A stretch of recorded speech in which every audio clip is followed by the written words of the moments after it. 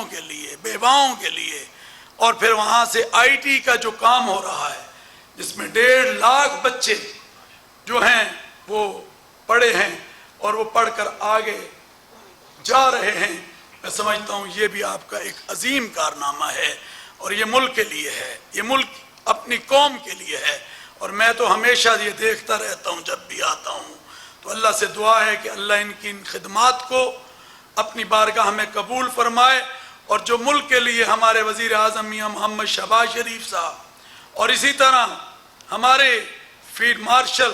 جناب جنرل حافظ عاصم منیر صاحب، اور اس کی وہ جو قیادت کر رہے ہیں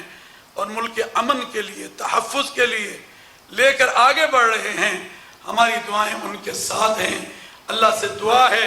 کہ اللہ تعالیٰ اس پورے ملک کو شاد و آباد رکھے، یہ سندھ ہو، بلوچستان ہو، یہ خیبر پختونخوا ہو، یہ پنجاب ہو، یہ گلگت بلتستان ہو، یہ آزاد کشمیر ہو، یہ سب پاکستان ہے، اور یہ سب پاکستان کا حسن ہے۔ آئے مل کر اس وطن کو لے کر آگے بڑھیں۔ میں اس موقع پر تمام علماء کا، میسمی صاحب بیٹھے ہیں، رمیش سنگھ بیٹھے ہیں،